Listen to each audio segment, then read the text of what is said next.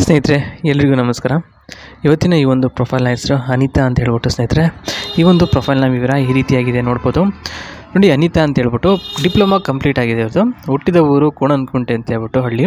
ಮದುವೆ ಆಗಿ 10 ವರ್ಷ ಆಯಿತು, ಆದರೆ ಮಕ್ಕಳು ಆಗಿಲ್ಲ. ಇನ್ನೂ ಒಂದು ಸಲ ಕೂಡ ತೆಗೆಸ್ಕೊಂಡಿಲ್ಲ ಅಂತ ಹೇಳಿದ್ದಾರೆ. ಕಾರಣ ಏನು ಅಂತ ಹೇಳ್ತೀನಿ ನೋಡಿ. ಅಮ್ಮ ಒಂದು ಕಾಲೇಜಿಗೆ ಲೆಕ್ಚರರ್ ಆಗಿ ಕೈ ತುಂಬ ಸಂಬಳ ಬರುತ್ತೆ, ಆದರೆ ಏನೂ ಉಪಯೋಗ ಇಲ್ಲ ಅಂತ ಹೇಳಿದ್ದಾರೆ. ಒಂದು ಕಾಲೇಜ್ಗೆ ಲೆಕ್ಚರರ್ ಆಗಿದ್ದಾರೆ ಸ್ನೇಹಿತರೆ.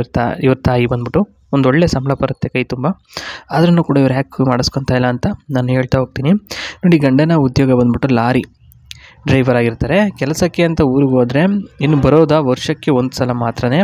ಅಲ್ಲಿವರೆಗೂ ಇವರು ಒಂಟಿಯಾಗಿರ್ತಾರೆ. ಯಾವೊಂದು ಕಾರಣಕ್ಕೋಸ್ಕರ ಇವರು ಇದುವರೆಗೂ ಮಾಡಿಸ್ಕೊಳಕ್ಕಾಗಿಲ್ಲ.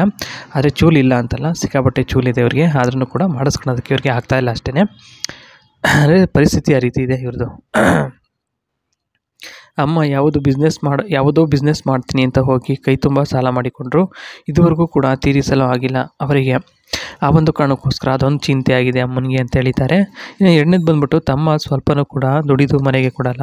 ಅವನು ಮದುವೆಯಾಗಿ ಅವಳನ್ನು ಕಟ್ಕೊಂಡು ಬೇಕಾಬಿಟ್ಟು ಮಜಾ ಮಾಡ್ತಾನೆ. ಅದಕ್ಕೂ ಕೂಡ ಅಮ್ಮನೇ ದುಡ್ಡು ಕೊಡಬೇಕು ಅಂತ ಅಂತಾರೆ. ಆ ಒಂದು ಕಾರಣಕ್ಕೋಸ್ಕರ ಅಮ್ಮನಿಗೆ ಇನ್ನೂ ಸಿಕ್ಕಾಪಟ್ಟೆ ಟೆನ್ಷನ್ ಆಗಿದೆ ಅಂತ ಇದು ಎರಡನೇ ಹೇಳಿಕೆಯಲ್ಲಿ ಗೊತ್ತಾಗ್ತಾ ಇದೆ ಸ್ನೇಹಿತರೆ. ಇನ್ನು ಮೂರನೇದು ಬಂದ್ಬಿಟ್ಟು ಬೇರೆ ಕಡೆ ಎಲ್ಲಾದರೂ ಕೆಲಸಕ್ಕೆ ಸೇರಿಕೊಳ್ಬೇಕು ಅಂತ ನೋಡುತ್ತಿದ್ದೇನೆ. ಆದರೆ ಒಳ್ಳೆ ಕೆಲಸ ಎಲ್ಲಿಯೂ ಕೂಡ ಸಿಗ್ತಾ ಇಲ್ಲ. ಸಿಕ್ಕಾಪಟ್ಟೆ ಟ್ರೈ ಮಾಡಿದಾರಂತೆ ಸ್ನೇಹಿತರೆ. ಬೇರೆ ಕಡೆಯಲ್ಲೆಲ್ಲ ಫ್ರೆಂಡ್ಸ್ಗೆಲ್ಲ ಗೊತ್ತಿರೋ ಕಡೆ ಎಲ್ಲ ಟ್ರೈ ಮಾಡಿದ್ದಾರೆ ಕೆಲಸಕ್ಕೆ. ಆದ್ರೂ ಕೂಡ ಇದುವರೆಗೂ ಕೂಡ ಇವರು ಅಂದ್ಕೊಂಡಿರೋ ಅಂಥ ಒಂದು ಒಳ್ಳೆ ಕೆಲಸ ಇದುವರೆಗೂ ಕೂಡ ಸಿಕ್ಕಿಲ್ಲ ಅಂತ ಹೇಳ್ಬೋದು ಸ್ನೇಹಿತರೆ. ಇನ್ನು ನೆಕ್ಸ್ಟ್ ಕೂಟದ ಅನುಭವಗಳು ಯಾವ ರೀತಿಯಾಗಿದ್ದಾವೆ ಅಂತ ಇಲ್ಲಿ ಎಳೆಯಾಗಿ ಬಿಚ್ಚಿಟ್ಟಿದ್ದಾರೆ ನೋಡ್ಬೋದು.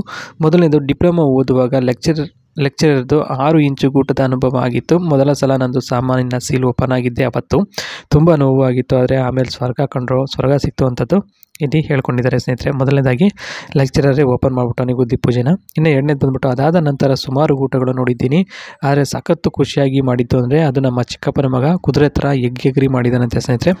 ಆ ಒಂದು ಇದನ್ನು ಘಟನೆನ ಇವರು ಮರೆಯೋದಕ್ಕಾಗೋದಿಲ್ಲ ಲೈಫಲ್ಲಿ, ಅಷ್ಟೊಂದು ಸುಖ ಸಿಕ್ಕಿದೆ. ಇನ್ನು ಮೂರನೇದು, ಒಬ್ಬಳೇ ಇದ್ದಾಗ ಅರಿದು ಊರು ಹೆಬ್ಬಾಗಿಲು ಮಾಡಿದ್ದಾರೆ ಕಣ್ರಪ್ಪ ಅಂತ ಹೇಳಿದ್ದಾರೆ ಸ್ನೇಹಿತರೆ. ಈಗ ಇವ್ರ ಊರು ಹೆಬ್ಬಾಗಿಲು ಆಗಿದೆ. ಓಕೆನಾ? ಇಷ್ಟ ಆದರೆ ಒಂದು ಲೈಕನ್ನು ಕೊಡಿ.